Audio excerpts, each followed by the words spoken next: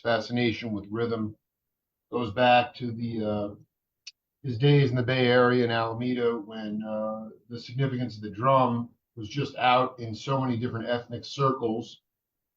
It doesn't matter if it was Afro-Cuban or Latin rock or just straight ahead, cranking, R&B and soul. There was really percussion within every kind of unit, whether it's R&B or jazz or soul. Really, that's the era of music that I love the most. And my guest has gone on to play with a lot of luminaries, and he's played all types of different music. And look forward to getting into it with him. Preston Thrall, welcome to the Jake Feinberg Show. Thank you, Jake. Appreciate it. I have to ask you, man, you might have been a little bit young for this, but I'm just curious, because I know your mom was a pretty hip cat, but did you ever go to the California Hotel in Oakland? I don't remember a lot of different situations that we were invited to back then, but I could have and maybe didn't know. You know what it is? There's that was a place where Pete Escovedo used to play a lot with Francisco Aguilera, and with Mongo would come in there, and Willie Bobo would come in there. I mean, that was late 60s. I'm just curious about if you could even talk about sort of the prevalence of hand drums, not necessarily in your neighborhood, but especially in the East Bay. Like, was the rhythm out in the street? Well, it's so different to how Pat and I grew up. Right. Being kids from Alameda, we weren't exposed for 3 or 4 years as we were coming up as teens to anything in that ilk. In fact, not till we moved to, we call it Berkeley. It was basically on the border of Oakland, Berkeley. Maybe in '69, did we have any exposure to anything of that sort? I grew up with Ginger Baker and Clive Bunker and basically British drummers. Sure. So that was my original exposure. The irony now is, Pat and I were talking the other night, is how much my mom exposed us to jazz. We had the Concord Jazz Festival and go see Mel Torme and Jimmy Smith. And, Pat talked about the Buddy Rich show that we went to. I mean, it's just ridiculous how cool your mom, you're going to the Trident to see Giraldi, and then you're going to see Blue Cheer. And Don Barksdale, the NBA player, owned a bunch of soul clubs in Oakland. Again, I mean, it's easy, you think back, I mean, you were still a kid in '69. It wasn't like, you were, off the ground. But I mean, literally, Paul Jackson and Mike Clark, and I'm not sure if you ever got a chance to see the Headhunters band, but, I was 13 at the time, but in '69, I was 13. And I was thinking about, in one interview that Pat did with you, he had talked about going to see Buddy Rich at Basin Street West. Right. I sort of corrected him because that show was at Bimbo's 365 Club. Yeah, it's the North Beach, right? Absolutely, in North Beach. Oh my God, that's so sick. Yeah, and that show was important for both of us because, first time we'd seen Buddy up close and personal. Now, the Basin Street West show, I reminded him, was Jimmy Smith. And that's even cooler. Yeah, I riff on that. Please riff on that. That is Jimmy Smith, man, dude. I mean, that dude was next. His character personality was out of control. Yeah. I mean, that was another eye-opening show, and it was so close and intimate. The absolute irony of that show was that the opening act was their very, very first show that we had heard about. And it was the Nitty Gritty Dirt Band, which is, talk about strange lineups. I mean, that was a strange. Dude, I'm sorry, dude. You guys were, whether or not you dropped acid, you were immersed in psychedelia. I've interviewed Bruce Kunkel, the original drummer in the Nitty Gritty Dirt Band. That to me that takes it a step further, because I didn't know, outside of the of course, Bill Graham, putting the Preservation Hall Jazz Band with Malo and Sons of Champlin, that kind of insane genre shifting music. I didn't know Basin Street West would bring in a band like Nitty Gritty Dirt Band. We didn't either. And when they hit the stage and they were still a jug band, Right, right, they were right. they were up there with a scratch board and the whole nine and a stand up bass. So they had not electrified by any means. And the audience was sort of like, "What's going on here? We're here." Dude, to see I would have Jimmy Smith. lost We're my not here I to would have see a lost my jug mind. band. I think that's such a hip concept, though. I mean, I don't know why people were so free and easy about doing that kind of stuff because I mean, it's what's so interesting today, Preston. I mean, maybe you can riff on this a little bit based on your own experience, but we've gone from this creative sort of, grab bag of like, well, you're saying it was their first, I'm sorry, their first tour, first show? It was the first show that we had been introduced to them, meaning, one of the guys upstairs, I just remember him saying welcome to our first show. And I don't know if he was referring to the fact that they were playing in a jazz club or if it was their very first show. What year I is think this, by by the way? 69. Yeah. Yeah, I think that by probably it might 69, have they've already you done might have seen the first freaking show, man. Yeah, maybe. I don't know I have never looked up their history, but I always thought, boy, that's just an odd combo. The one that I think about for Bill Graham shows was Aretha, Buddy Rich, and I think Chicago. Oh my God, put me to bed, dude. Opened the show. It was like a complete, oh boy, let's see who's going to do what tonight. That show was amazing. And I was still pretty young. I think it was about 14 for that show or 15. I'm curious, but, was that maybe was that that wasn't possibly the show that wound up getting cut on record with Purdy and Jamaat, right? Or it really could have been. It was at the Carousel. Yeah. It's what they called the Fillmore West back then. That's right. Everybody had their names for all the places in the Bay Area. But yeah, Bill would put like Roland Kirk on with, Jethro Tull or something. I mean, Bill had this way of presenting shows to people as if to say, look, there's a ton of stuff out there to enjoy. I'm going to let you enjoy some of it tonight, which is just I love beautiful. The way that's the way Champlin said it too to me and he said Graham's philosophy was you may not know these cats, but you need to dig this stuff. Like it's good for you. It's good for you. But I want to go back for a minute to the idea of, I mean, you're listed, as a percussionist. I mean, were you a trap drummer originally, or did you play percussion or both? On the Cookin' Mama record? Or I mean, like when I think about the East Bay, again, prior to, you're still too young, but I'm just thinking like there was so much insane stuff going on where it was like timbales, congas, bongos.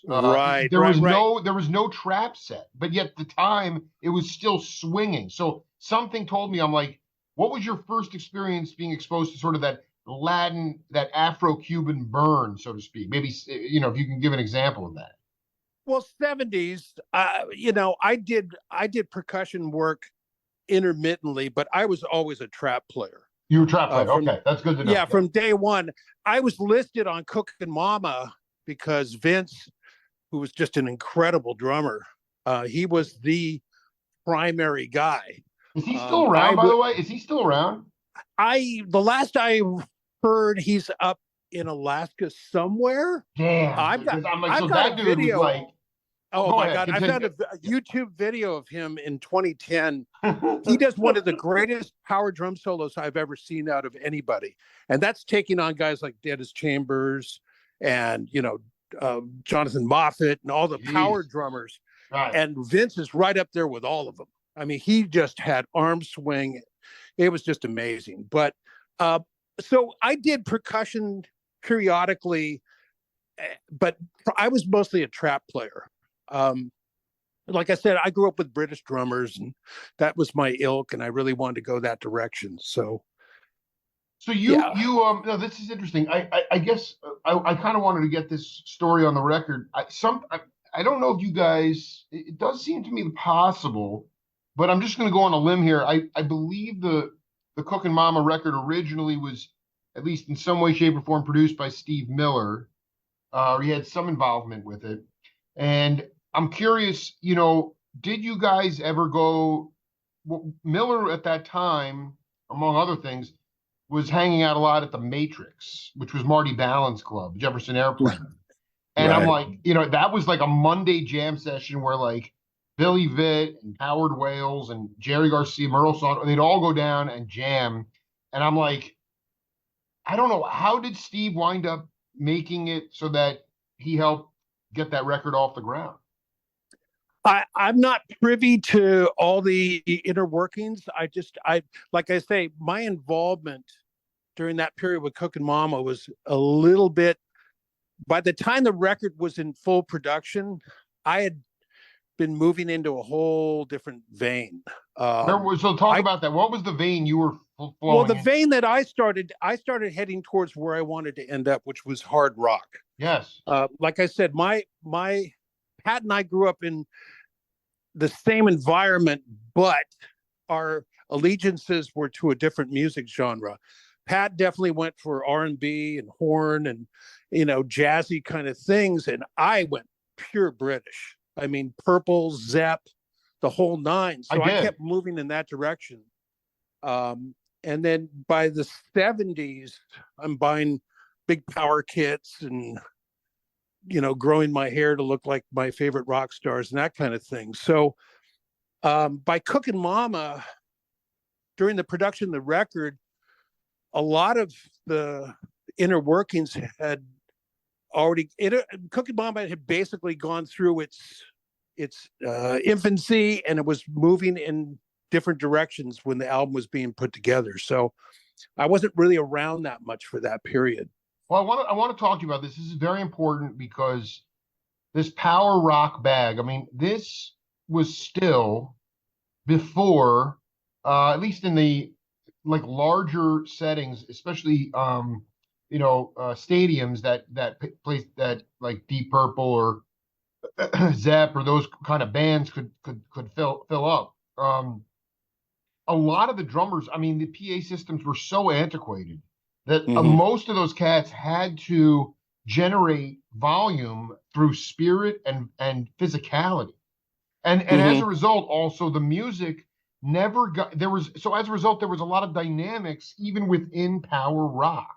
And Oh yeah. and I wanted you to talk about that. Like to me, there's nothing worse in my mind when the drummer plays above the sound of the band itself. And when there's just no dynamics and it's just this, it's almost just too much. It almost becomes noise after a while. And Right. early on I wanted you to go back and just talk about, yes, okay, that was your vein, but how did you make it the music feel good? How did you, like, especially because you didn't have all this technology now that people rely on to hear themselves or hear the band. I mean, you're talking about antiquated stuff that, I mean, I just know that whether you were in a club on the south side of Chicago or you were playing, the Oakland Auditorium, as a drummer, you had to use soul and physicality to generate volume. And I just wanted you to talk a Absolutely. little bit about that. Absolutely. Absolutely. And as the equipment, as the drum sets got better and the heads got sturdier and the sticks got, you know, denser, Yes. um, guys were definitely playing with more and more power. But the difference, the fact that you talk about nuance is really important because we could tell when we go see a band if the drummer was laying into the entire song. It's like, hey man, pull back on the verse just a tad, please. Go down to your hi-hat, please. Don't Right, bash on the exactly. cymbal. Like there's a And lot, the there kit's were huge. Yeah. yeah, there were rock bands, and I won't get into the No, ones that we knew and didn't, but no. there were rock bands that we saw where the drummer would absolutely overplay, and it ruined whatever sounded good on the record that they had already released. Hmm. Um, I remember the first time I saw Ginger Baker, and I was like, "Oh my God, he's a pounder, but he's not. But he knows when to pull back, I even love if it, it looks dude. like I he's love playing that. hard." I freaking love that. Yeah, my favorite drummer that period was Ian Pace for Deep Purple, Oh. because he came out of jazz, as did Mitch Mitchell, and they understood how to play power without killing the song. Dude, They that to knew. me is the I mean, because I mean, Buddy Rich at Bimbos. I mean, dude, the sweat's flying off of him and the perspiration's flying. But he he's playing he's playing his own character symbol, and he's playing different parts of the kit to keep time. But Well, and those, he's competing with a full blown orchestra. We're talking about, antiquated no, sound systems. yeah, Here's an irony story for you. I in '73, Pat's drummer at the time, Kim Plainfield, got me an audition for a future band that was named Journey. And I was 17. I went in for the audition. For whatever reason that night, they decided to announce right in front of me that they had found their drummer, um, one Ainsley Dunbar from England. mm-hmm. And when Ainsley got over here, the first thing he did was he bought his own PA system. And I remember watching their rehearsals at the old studio instrument rentals in the city, and he had a full blown PA system behind him to Wow. compete with Marshalls and large Ampegs and whatever else. So it was, definitely. I think with the amplification coming up on stage caused drummers to feel a need to have to go larger and mic up more and that kind of thing. Can you talk Thank a little God bit about? I mean, this is early. I'm talking before you moved to Philly, but like early '70s. Can you talk about some situation where a band where you were playing power rock, but Mhm. you feel like your ears grew the most? I mean, that's the thing I love about drummers and rhythm sections is just um and it's just like this. You use the word nuance, but it's Mhm. like you know there is a recognition that there's a conversation going on stage, and this applies to everybody in the band. But like the reality is like even in the power rock setting, do you feel like there was an initiation for you where your ears where you really had to listen to not overplay and to not just basically suck out all the other stuff that was going on within the conversation?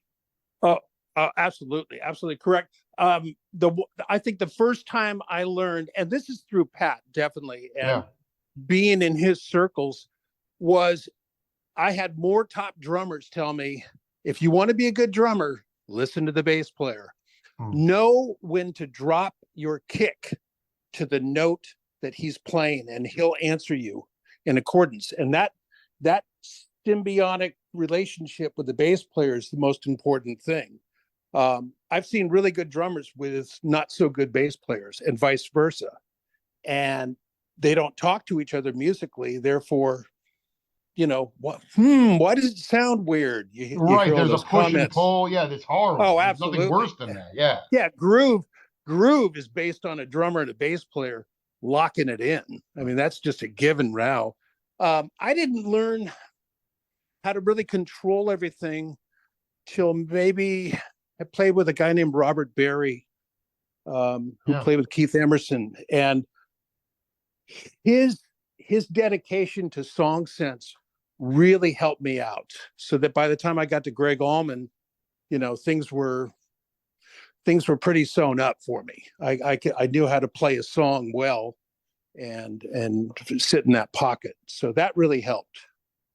That was You know, so yeah, no, I mean these early of course you were just like um sort of learning to just be yourself on the bandstand. I am curious. I mean it's fascinating to me.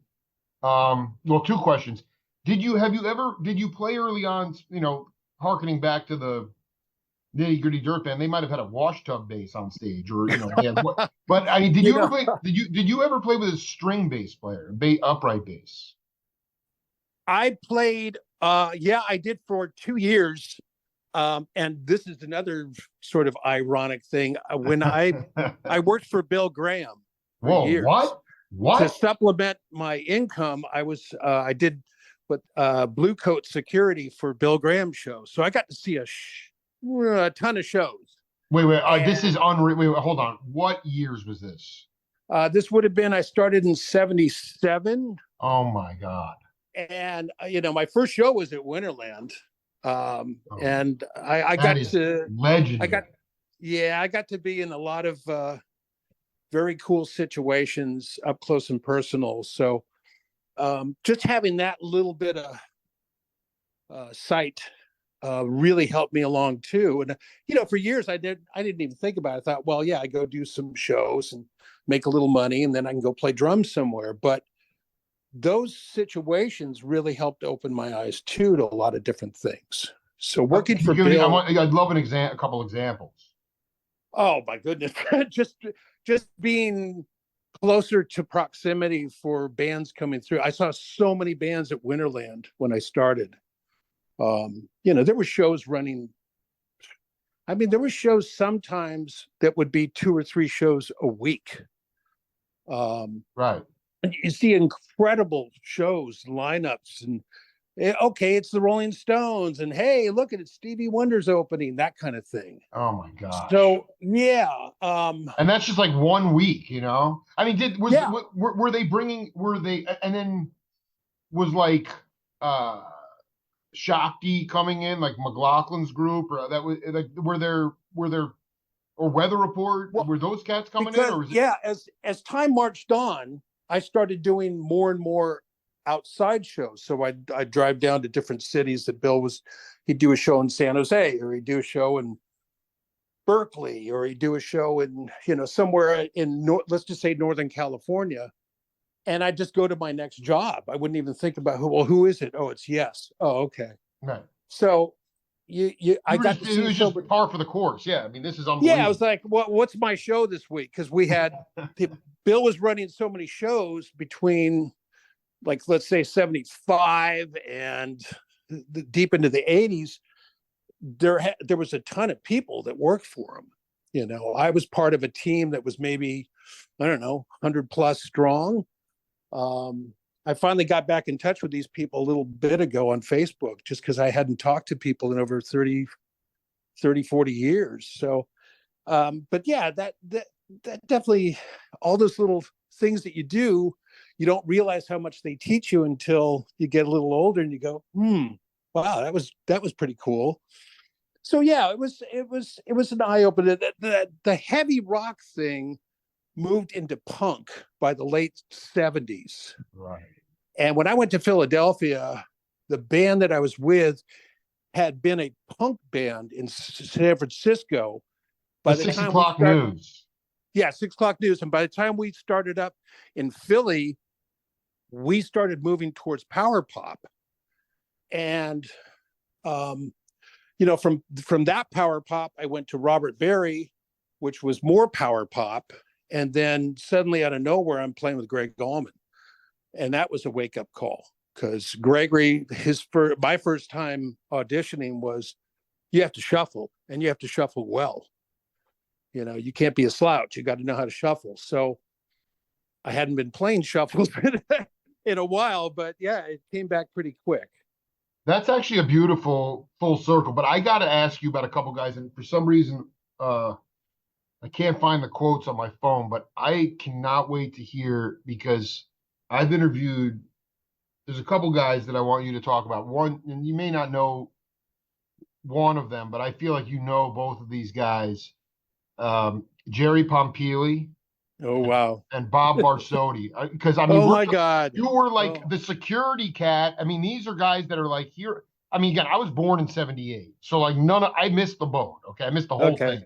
But the point Okay. is, I have gone, like, we're talking about Pompili was like dealing with the rock docs when cats were like, spinning out of control or OD'd, and like there was this. I Yeah. mean, the amount of that was it was like kind of rugged, but also very sophisticated. And there's Preston Thrall right in the milieu there. Well, Jerry, I mean, we love Jerry because I didn't know Jerry from anybody when I joined Bill, Right. but I did know his presence, and that was when early on when we go to shows in the early 70s, he was the guy that would come out between bands and announce the next round of shows if Bill didn't. and he had this marvelous radio voice, like, hi, Yeah, right. way down Welcome. deep. Yeah. And next week we got Queen and Humble Pie coming up next week. He's doing the whole thing. It was great. So I didn't have any real interaction with him. A quick story, and I hope it won't get me in trouble, but what the heck. Yeah. So in '81, I was working at Candlestick Park for the Stones, and a Steel Wheel tour, or one of the tours, and they were in for like a week preset. And one morning, I got asked to go get a certain member some alcohol, and I was sent into Hunters Point, if anybody knows where Candlestick Park was. And that member, by the time I got back to Candlestick, he didn't want that. I guess it was a whim, and no, I don't need that anymore. But yeah, that was one of two contacts I had with Jerry. Now the Barsotis, that's a whole different deal, because I worked for Peter and Bob technically, and I played with Steve. You did? Steve Barsotti. He still is. What am I saying? He's still a good bass player. And him and I were buddies, and him and I used to do overnights, for the different shows that were in, like Bob Dylan or Grateful Dead. Would they do those runs? They do like these 14-day runs at the Warfield in San Francisco, and him and I would do the overnights. We'd just sit around all night talking music. And, that Wait a minute, so thing. you were just like what watching the farm, or what? I mean, what were you? It's like, they just wanted somebody in the building to make sure nobody broke in and did anything weird. We'd wander around the stage. We never touched the gear. We're very respectful of that. But can you talk about that? I guess more, because I've talked to guys, that go back to the days. I mean, the Barsotis came up, in that Berkeley era where, you could major in like all these creative arts and be I mean, it was just so surreal. And yet, just in general, if you just spend a couple minutes just talking about the sort of legacy of the Barsoti lineage, because they were so instrumental in just sort of like, they took the baton and ran with it, and really helped to create this incredible musical palette in absolutely. They're, the Barsotis, I want to say Bob goes back to Bill's earliest days. Absolutely, he does. Yeah, and I don't know when Peter came on board, but I'm sure it wasn't, that much longer. Steve really didn't. Steve sort of drifted in and out of the organization. He didn't do security per se. He was just sort of around. He liked to play. He was a good bass player, and he liked to play. But I don't know the history of when Peter came on board, but definitely Bob was in from the early days. And, it's a shame Peter's gone. And, I don't know Bob. I don't know if he's still with us or not, or. I think I'm going to send you those interviews. You're going to learn a lot, because I mean, the Pompili goes back with Bill Graham to, the Fillmore East days. Yeah. That was really intense stuff too, trying to just get your arms around all that stuff. But you really, you spent, this is important. So I'm curious about like the vibe.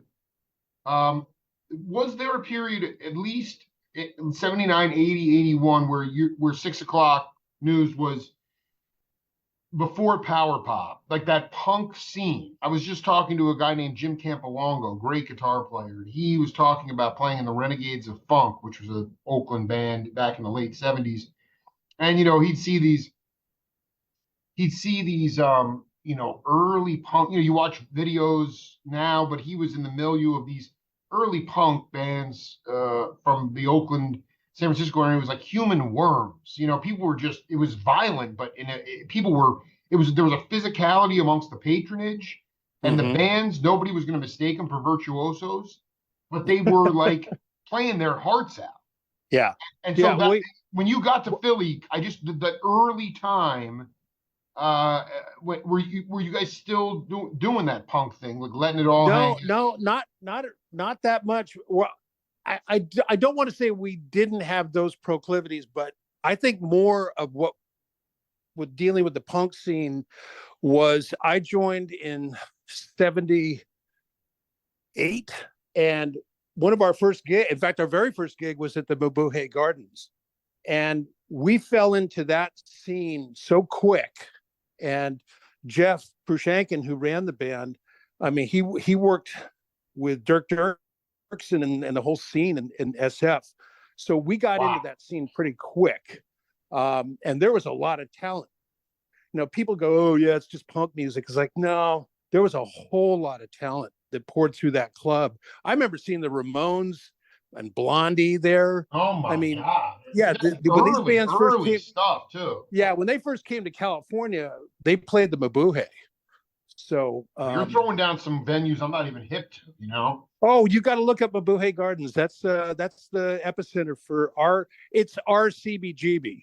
You know, Okay, so thank you for that. That is so beautiful, man.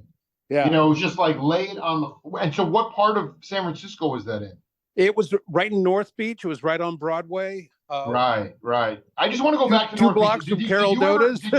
Did you ever get a chance to see Carol Doda or play behind her or anything like that? I came within I came in within one audition of playing my old buddies that actually were Eric Martin, and he's a singer that was with Mr. Big. Yes.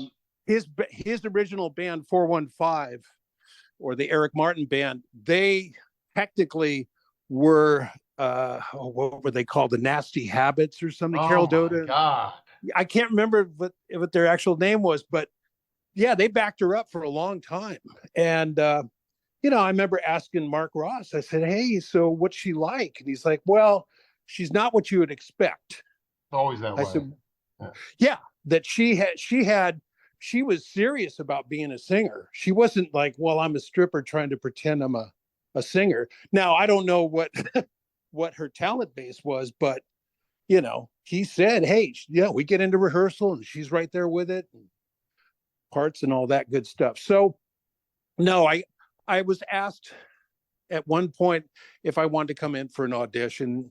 And I thought, no, I'm not really looking for that. That's not my deal. Dude, this is so classic. I mean, because I know it wasn't like your mom was like, hey, let's go to North Beach every night. But like you know, like in the 50s and 60s, it was Jimbo's Bop City. That's before your time, I think.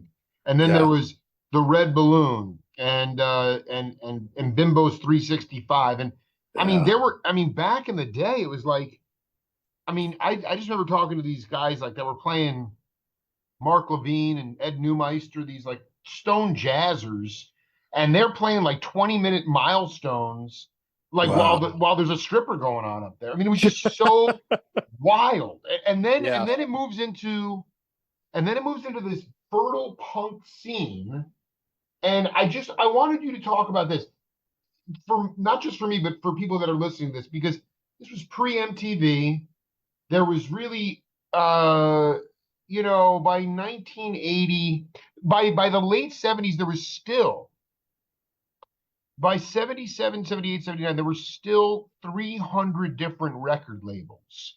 By Wow. 1980, there was like six major ones bought up everyone. And then pretty Yeah. soon after that, you were getting this, you know, whatever NPR was playing or whatever your public radio station was playing in Maine was the same that you were hearing in San Diego. That was not the case before. Before it was completely disconnected, and that made it so beautiful. That's how every scene you had a regional vibe in every scene. So like, Yeah. how did you guys even get to a point of of like a following where you were Well, like, hey, you know, like why don't we fucking get in the car and go to this city of brotherly love? yeah. The hardest thing about working the scene at that time in San Francisco was there was too much, Too much. you know, It was and saturated. Yeah. yeah, it was just every other block had a club, and every other band that ever had half of, you know, could play well were playing.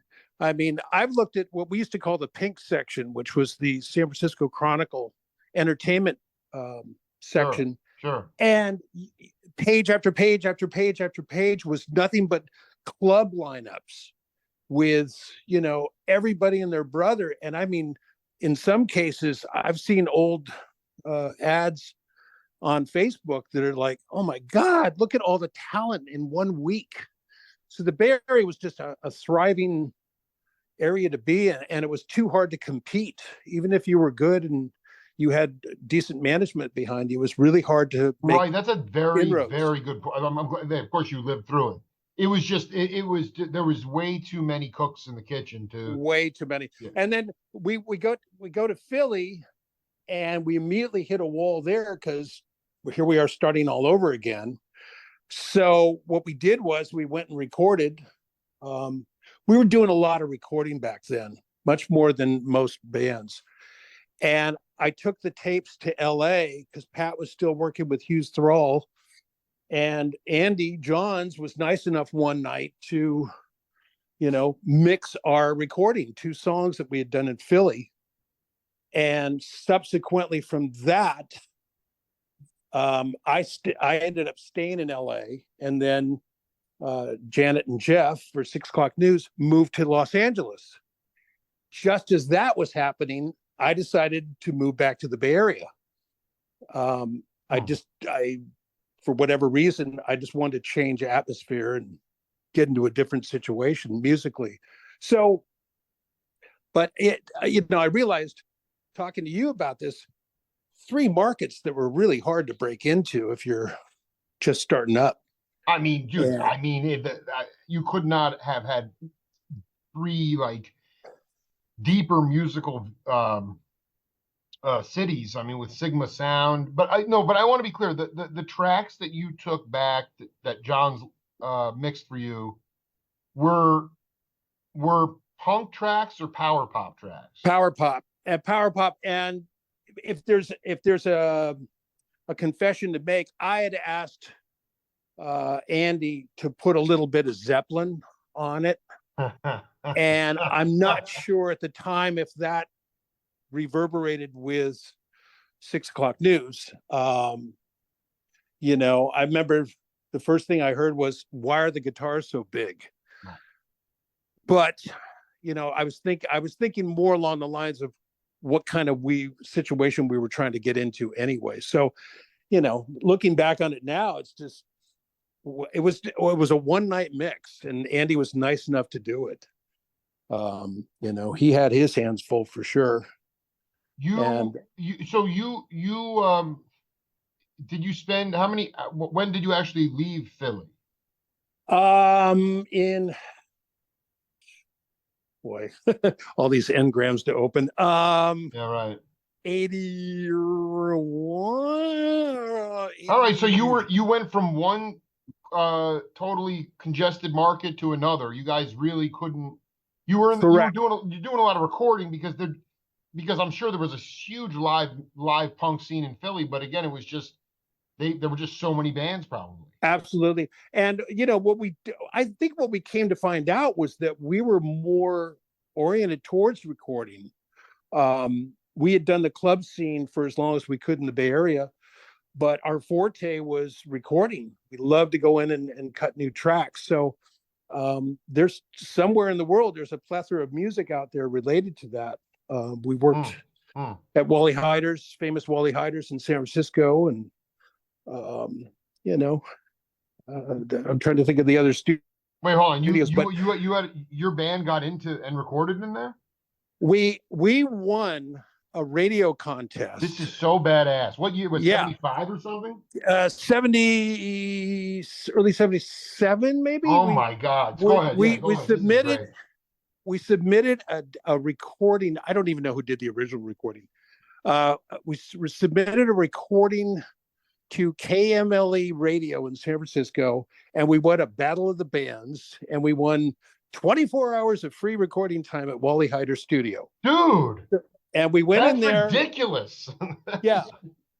And we worked with a British guy who had just come over from London, And he ended up basically producing us for about, I don't know, 2 years, What maybe was this something like cat's that. name? What was his name? Ashley Brigdale. Wow.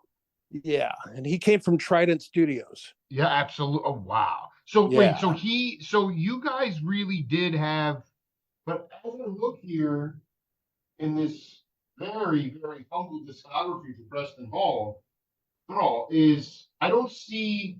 Did you cut LPs with 6 o'clock in San Francisco or just demos? Well, we cut an album's worth of material, and we were trying to shop it. But see, here's the problem back then. Nobody wanted a distribution deal. Warner Brothers, Columbia, Capitol, whoever was in the game, they didn't want. We're not going to sign you to a distribution deal. You don't have enough worth. You need to go through our system, and that's where the whole record industry sort of went south because they kept wanting to sign bands to their system. You'd go in and use their producers, their studios, their situation, and they definitely didn't want you holding on to your own tapes. That's right. So, it was really hard to try to break the mold. But that's what we were trying to push. It's like, no, we want to control our own system.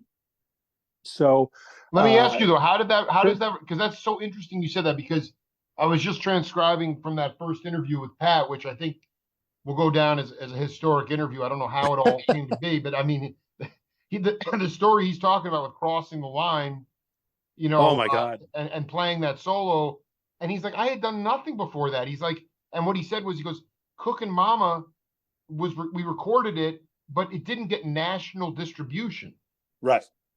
So because was they that wanted the to do same exactly kind of what vibe? I'm Was that about. the same vibe? They wanted you to use their system, and you actually wanted to hang on to. You couldn't. Well, okay, I can't. I don't know, for legality reasons, I can't mention the. That's fine. It's fine. Whatever. The record label that was deeply interested in us. Hint, hint, nod, nod, wink, wink. Had two other acts going at the time, and one of those acts was was again, I don't know how much I can say legally, but one of those acts did not have the name News in their name, and suddenly they did, and then a track that we were submitting came awfully close to another major artist's song and title and everything else. And we sort of went, what the heck just happened? Because we were finally looking good, looking like we were going to get signed to this deal. And then it just out of nowhere fell apart. So I'm sure there's a million bands in the world that have gone through something like our situation. But as youngsters, we were, it was taken back because we got that close to it. And then it just sort of went away. But yeah, it was interesting. It's, all these situations now with people being able to record their own material at home,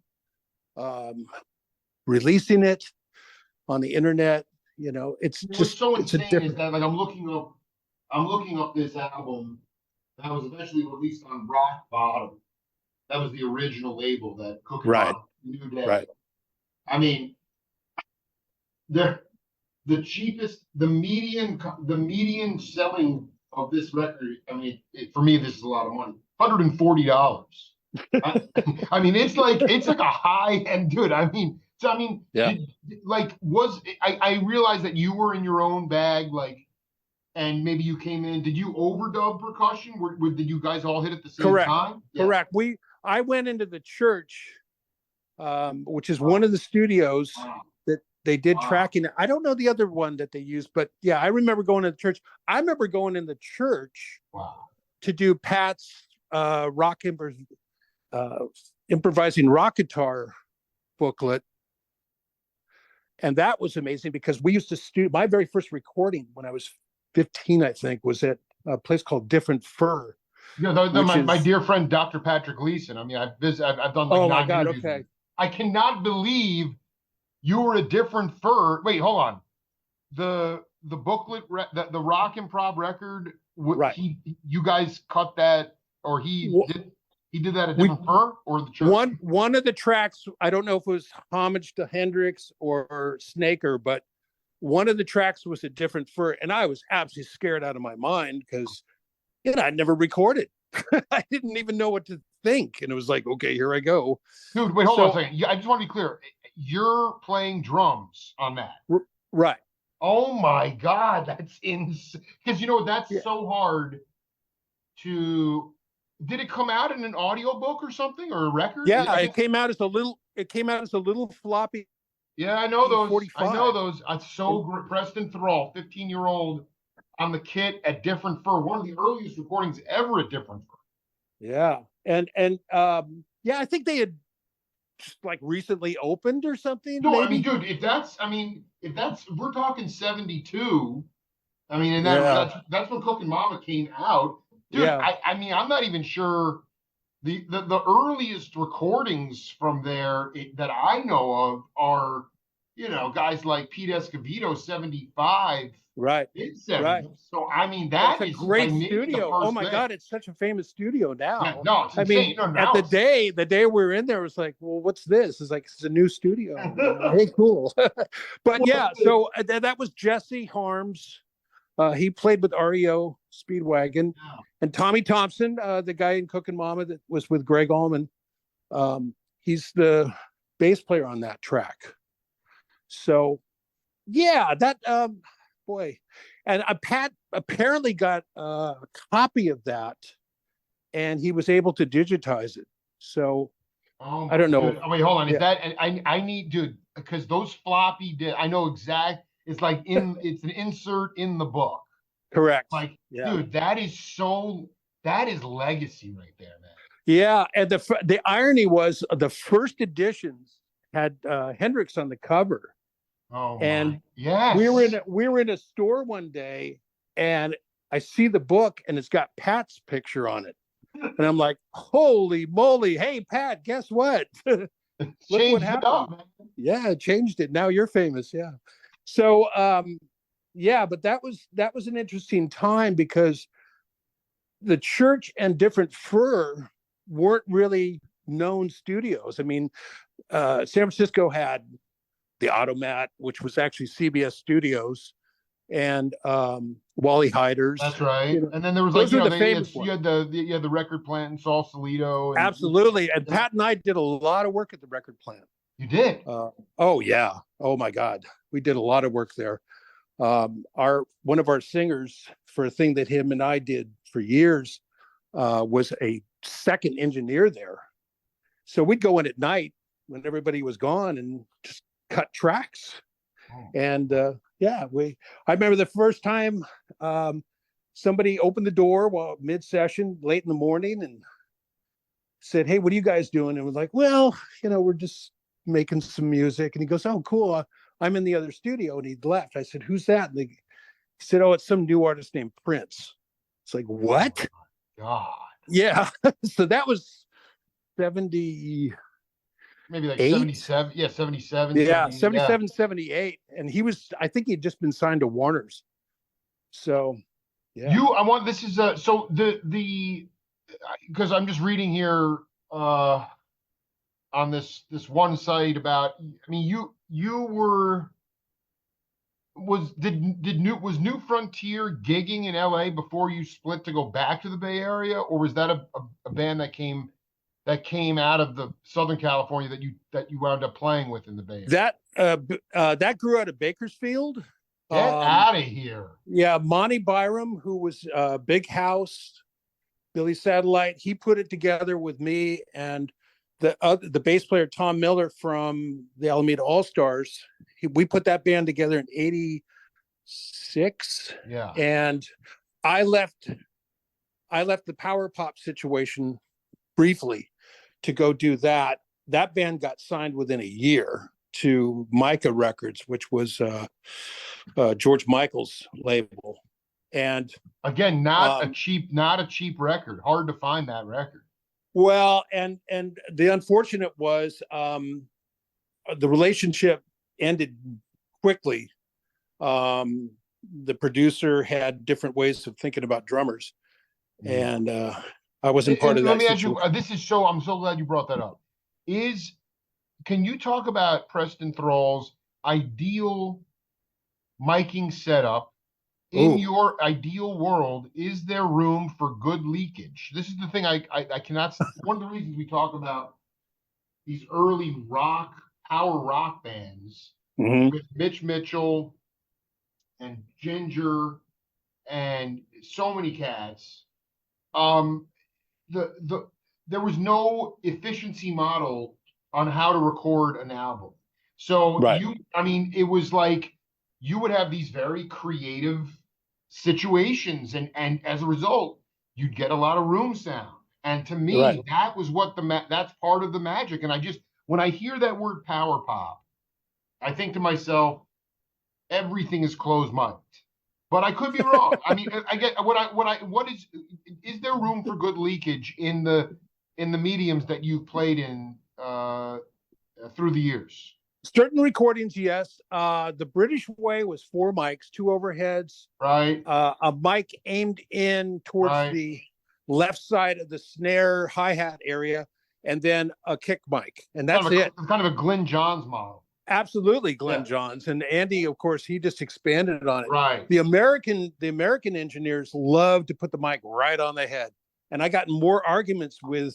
It's like, hey mate, I'm hearing a rattle. It's like you're hearing a rattle because you're way up on metal. You should back it off. Oh, I won't get a good signal. So the problem with the 80s was because of close miking and dampening, they needed to add liveness to it. So here come the gates, here come the reverb plates, and here comes Right, all the right. everything. And then pretty soon snare drums sound like cars crashing, and they don't Exactly. It sound does like like snare machine drums. gun fire. Yeah, right, exactly. Well, we just call it a slamming door, but Slamming it, uh, cars crashing. I mean, it's just, but it's so interesting because of the miking techniques, the actual, and then they had to liven it up through synthetically, which is correct. really just like defeating the purpose of letting the music actually breathe, you know? Correct. So in 2 weeks, I'm going to be recording with Dan Chauncey, who was the guitarist with 38 Special, Right. and and we're going to go back old school because that's Thank the way. I just God. I just picked up a 1970 Ludwig, Bonham style drum set. I'm working on that right now for the recording, and we're going to go old school and see what happens. And you're Two talking old overheads. school, like sort of that Andy Johns British model. Yeah, let's hear Yeah. the room. I don't want to hear. Let's I hear don't the want to hear the room, drums. man. Yeah, Let's hear the room. yeah, You know, like absolutely. what I mean, when you look back on the '80s, like, and you like, it was also that age of like, to me, it just coincided perfectly with the politics. Greed is good. I got mine. Hmm, Why don't you got yours? hmm. Big guitar hero. Look at me. Look at me. Look. It went away from like the action, and then obviously this technology. I mean, um, do you feel like in some ways that would it have been possible to get a good sound in power pop or even punk music using the old styles that you're going to go into the studio doing in a couple of weeks? Or was that In, just like anathema?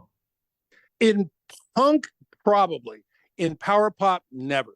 Never. Why I never? Why never? Because I'm because not, it's not my bag, you know? I was I had more situations to where I was the lesser situation on stage or in the recording because of drum machines, Oh and my the God. whole That's the idea other of thing. Yeah. perfect metronomic time became the emphasis of everything. And if you were, I'm not going to ever mention the name of the producer, but I watched a producer literally fire a Lynn drum machine because he had a stopwatch in his hand. And he goes, "Oh, this machine sucks."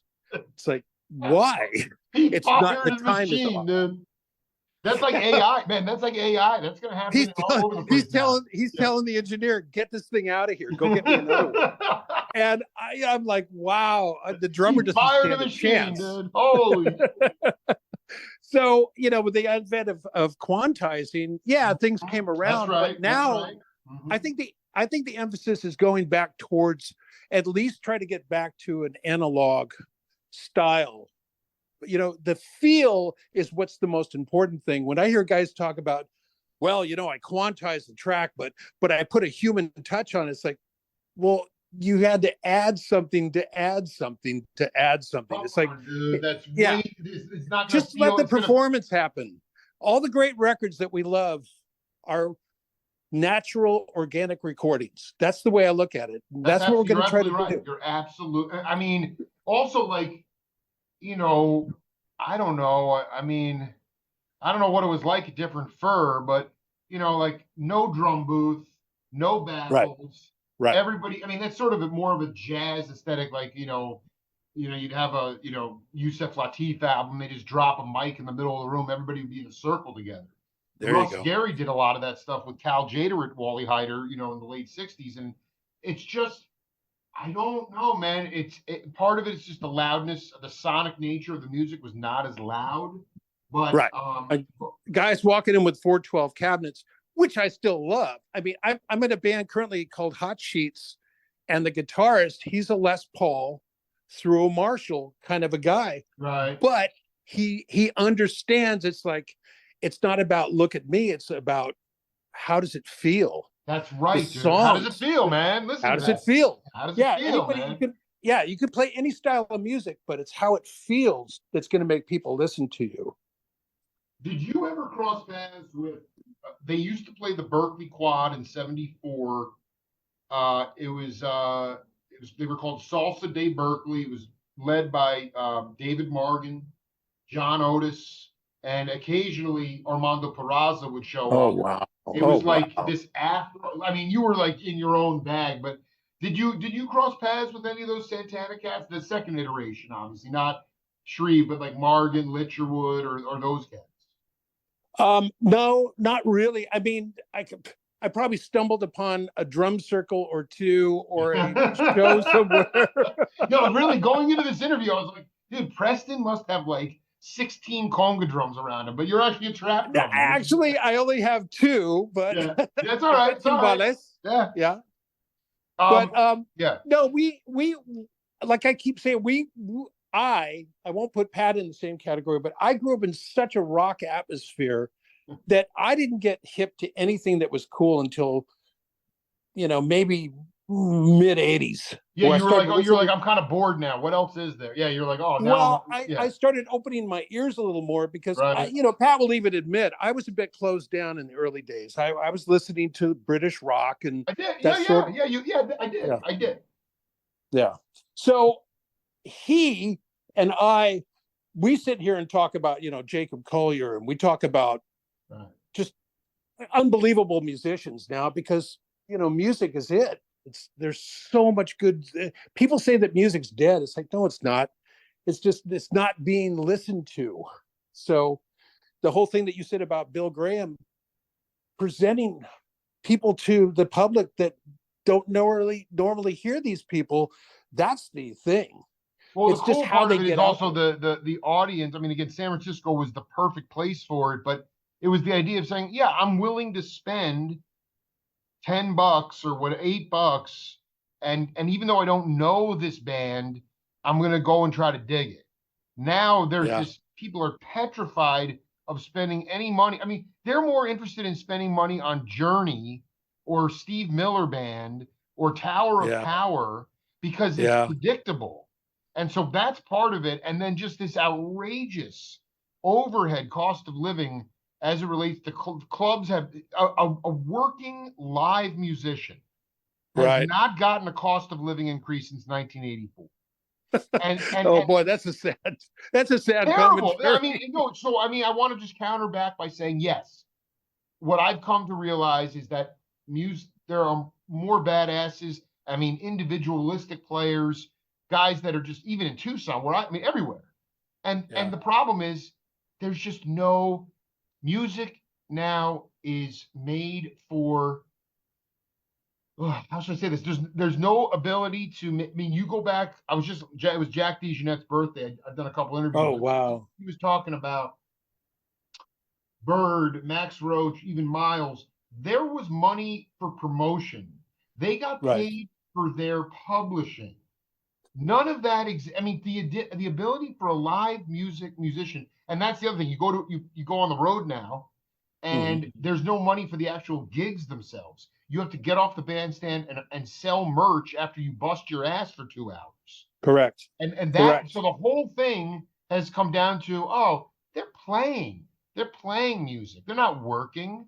They Right. don't, this is music is a musician's gift to the world. So I would say, yes, music is not, there are plenty of great musicians out there, but there is a component that's being stifled by the incessant greed and this whole concept of saying a musician is not seen as a viable profession. If you're going to do it, you need to Correct. wear 8 hats, and then you're not even really focused on the art itself. So, there's a lot of mediocrity out there. Anyway, I've got Well, to, yeah, no, that's fine. One of the things that happened with Gregory, yeah, going back to him, was that yeah, when he started getting healthier in 94, 95, he realized that he had signed deals that weren't generating money through his playing. He realized that he'd signed deals that were, almost incentive based on some other thing, like TV shows and all this stuff. But his music wasn't being placed. It wasn't being handled correctly. And as we got deeper in the 90s and he started, really coming up, Allman Brothers really started coming up again. yeah. And he was definitely thinking clearer, as they say. Boy, when he had time to renegotiate those contracts, suddenly things got really good for him, because you're right, it's all publishing. It's all Music, publishing. yeah, live music has never been a vehicle for a musician to make money. That's a good point. There's Yeah. performing mechanicals that go along with the songs that you're presenting in your show, but they're not money makers. So those mechanicals and the radio mechanicals are non-existent now. Well, no, if you're making, I wanted to ask you, as we wrap up set one with Preston Thrall, how did you first cross paths with Gregg Allman? Gregg came about because I was playing with the Power Pop band down in San Jose, California. Where? What And venue? I was playing in a band that The guys were based out of there. Yeah, I get it. Yeah, we circulated the club scene down there. Yeah. And I get a call from Tommy Thompson one night, the keyboard player for the Alameda All Stars, and he's like, "Hey, you want to play with Gregg Allman?" I said, "Yeah." Where do I start? So I came up to Alameda, got a tape, a little cassette tape of Sure. End of the Line and Statesboro. Oh. And when I got to the audition, the whole emphasis was you have to shuffle. And Gregory, we played Statesboro, and halfway through he stopped, and the band panicked, thinking, "Uh-oh." And he stood up and he looked over at them, didn't look at me, he looked over there and he goes, "I think this is going to work." Damn. And that was it. Yeah. So, but between that period and I want to say 95, like we spent some, years with Gregory to where things weren't going too well in his life. And then by 96, when it started getting serious, things were going a lot better. It opened a lot of doors for us too. And then by 97, 98, it was on. And I think at some point, ABB's organization sort of went, "Okay, you've had your fun. It's time to come home to the mothership." Right. Right. Yeah. And I don't know what bearing that had on us as musicians, but there was 2 years in there where we were doing big tours and we were generating a lot of buzz. Hold on, were you doing were you going to New Orleans and playing like Sanger Performing Arts? What kind of venues were you playing? We were doing what they used to call medium venues. Yeah. So we're doing anywhere from 500s up to 2500s, depending on what city we'd hit, what night we would hit. We had support acts that were now becoming very valid. They weren't your local yokel opening. It was valid running. Derek Trucks started with us. I was going to say that's so insane. That's insane. Yeah, the first time we walked him on stage was in San Francisco, and he was like 14. And I love this. The crowd, you just see the whole front row like laughing, like, "Oh boy, who's this little joker coming up?" And man, the first slide in is just, woo, Yeah, like boy, what did kind he of light it up. nepotism? Like, look at this nepotism, and then it blows them Well, off. it was interesting because people were like, well, wait a minute, is this Gregg's relative? It's like, Right, no, it's right. Butch's relative. And, Chris would come out, his dad would come out with us. And pretty soon he was touring with us. And then suddenly the next year he had his own band. They drive around in an RV, all their equipment and the whole band. And then by 97, he was on.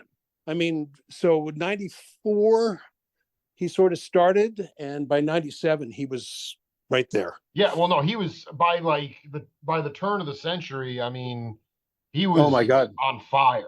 You Yeah, it was know, scary. We'd pull into a city, and if he happened to be playing, if he wasn't our opener, he'd still be sort of following us, kind of thing. I remember one night in Atlanta, we got done with our show. We all got run back to the hotel, get cleaned up, and run to his show. And it was just frightening how good he was. It was just like, oh my God, he is on a whole different level of slide playing. And he's just a marvelous guy. I mean, Derek's always just been, I got to say, the whole organization between Warren, even Alan Woody, yeah. JMO, Butch, Dickie. I mean, all those guys, they were really cordial to us. Hmm. We kept hearing stories about how maybe they didn't like our situation, but they were always really cordial to us. We did a couple of things with all of them. It all goes back. I think I mean, I did a great interview. Rest in peace with Butch, um, and um, and then I interviewed Chuck Leavell, who took over. Oh yeah, And he just told told a bunch of good stories, but one of them was just um, after was killed or died. The band had to go back on the road, and like he went in for the tryout and he made it, but I think that those guys, no matter what, and I just feel like that's Dwayne's skydog spirit of yeah, kindness, no matter what was going on. I mean, if nothing was more important than the music, and they recognized, okay, maybe Gregg's got a little side project going on here, but you know what, like he's kind of not in the great headspace. So anything that's gonna, if it's about the right, music, and if the music's gonna help him, we're gonna be. You said cordial. That's as good as it's gonna get with a right, band that famous. right. Yeah. Yeah, we did stuff actually outside of the band with Warren. Did a Wow. recording here in the Bay Area. We shot, or Wow. not shot, but we did a commercial for a TV show, which didn't get picked up.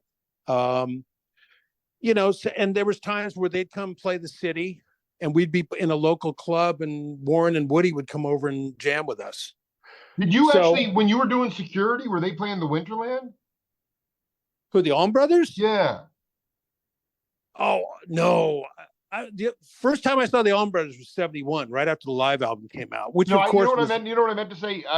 This, the group that was really cool that might have gone through there was the Gregg Allman Band. oh well, that's irony on top of irony. Yeah. In 87, I got free tickets to go see Gregory with the Gregg Allman Band at Wolfgang's, which was Bill's club. Absolutely. Was it in Mill Yeah. Valley or something? No, it's right in North Beach. It Wolfgang. was Yeah, that I did. Yeah, I did. yeah, it was originally called X's, and I sort of I went interesting. And then in 92, Gregory, I guess, somebody said something about, hey, you need to go put the Gregg Allman Band back together. So from 92 into 93, we thought we were out of a gig for good. So Frankie and David, well, excuse me, Frankie and Danny came back in to play with Bruce Weibel, and I don't know if he had Chaz Trippy or not, but so that band existed for a minute in between us, and then all of a sudden, out of nowhere, Gregory contacted us and said, "Come on back. I don't want to do the Gregg Allman Band anymore. We're going to be called Gregg Allman and Friends, but let there be no mistake. I want that distinction. So when people ask you who you're playing with, you say Gregg Allman and Friends. It's like, okay, cool." And Um, just but yeah, you put a button on this. When you walked into that rehearsal, audition, whatever, um, he just looked at you and said, "You need to shuffle," or people were telling you in advance, "You better." it was people were telling me it's People like were you need so you were shedding a little bit before you got in there. pretty Yeah, much. I mean, you hadn't been playing shuffles for decades. Well, the drummer that had been playing with them, Yeah, for whatever reason, he was a rocker, and Gregory just didn't feel that he could change his style. right. He was Even though stuck. he's Yeah, he was stuck. considered, yeah, he's considered a good drummer, but it's like it just doesn't fit the way I want my songs approached. And Gregory wanted to do things like Clarence Carter, and he wanted to do other things besides Allman Brother music. Sure. So Statesboro, of course, is because it's a staple. That had to be. I mean, I closed more shows with Statesboro Blues than Oh my I God, can that's count. fantastic, dude. Yeah, but Just but shuffling along. Yeah. yeah. So, but he wanted to get more new. I mean, by the end of my run, we were doing like Queen of Hearts. We were doing Yeah. we Yeah. Cross to Bear. We were doing all these things that were much more nuanced. We did. I remember one night we did most of the Laid Back album. No, So that's what I say because I've interviewed the because that was all done at Capricorn with like Bill Stewart on drums, absolutely, and then my dear friend the legendary Buzzy Featon who went absolutely. down there, played guitar, and then woke up the next morning with a tattoo, and he had no idea how he even got it. Like that was because that Queen of Hearts tune. Yeah. So by the end, you guys were really opening the bag a lot. Yeah, because Gregory did not want, he didn't want a repeat of anytime people would yell out Allman Brothers stuff at a show, Greg would sort of get in his mic and go, yeah, not tonight, brother. Yeah, dude, you're he done, dude. wanted us, Yeah, he wanted us to do 3 and 4 minute tunes. right, No jamming. right. Extended solos were nothing. We don't do extended solos. Oh, So, we had Jimmy Hall in the band. yeah. I mean, amazing. Floyd Miles, my goodness, these are very cool musicians. Oh, Jackie Pearson, my God, there's a great guitarist. Jeez. So, yeah, so there are no slouches there. But Gregory definitely wanted us to play his music the way he wanted. We played a version of Melissa that was so far from the Allman Brother version, most people didn't know what it was at first. Right, you couldn't even. He turned it upside down and inside out. Oh my God, we there was a tune called "These Days" that he wrote with Jackson Browne that ended up on the live album. Yeah, it's just a nice soft ballad. There's no bombast whatsoever. But to me, Gregory, he was the greatest blues singer I think I've ever heard. There was just something about his vocal approach, and he could do it anywhere in any mood. It was amazing that to hear him just bust it out of nowhere. I just love that. I was just doing an interview with this legendary keyboard player who's been with Bruce Hornsby for about 30 years, JT Thomas, and he was like, Bruce doesn't do drugs, doesn't drink, and but the whim, he gets a whim or a musing on every day, every time. I mean, decades and decades and decades. And he has that sort of Miles Davis approach to leadership in the sense that, like, just the way Gregg can lock in and get that soulful, charcoal, gritty sound. Oh my God! In his voice, Bruce has that way of inspiring all the cats in his band, to make them play where they never played before, keeping them off balance. Right. Doing some sort of, but like the masters just. They can turn the switch even if they're in the worst mood or they're completely dark. They have that ability. I mean, it's like a great athlete, just flipping the switch. It's pretty remarkable stuff. Yeah, and Gregory was the classic case of when he stopped drinking in 95, 96-ish. We thought, oh, he's going to lose all that depth, all that bottom, right? Because alcohol sort of opens those chords pretty harshly. And then when he stopped smoking, we really thought he was going to lose it, Right. and he didn't. It all stayed there. So we realized, well, it wasn't cigarettes and alcohol. No, no, It's just a natural. It's just a natural thing for him. Yeah, very amazing. Absolutely amazing. We were out in front. We were at Las Vegas airport. Nobody's outside. We're outside smoking or whatever in the early days, and all of a sudden he whoops into my girl. Holy moly, boy, I wish I had a recording of that. oh my God. My girl, Yeah, that's unbelievable. just incredible. Just incredible. Yeah. So we had Yeah. really good run with him. Preston Thrall, let's listen. Once you come back again, I don't know how long it's going to take to get out of the studio. But once you do, let's definitely do a set two to follow up on this. That'd be great. I appreciate it, Jake. It's Yeah, been a lot of Preston, fun. great to connect with you guys, man. Yeah. Thank you so much. Absolutely, man. Be cool. Stay in touch. All right. Very good. Have a good day. You too, man.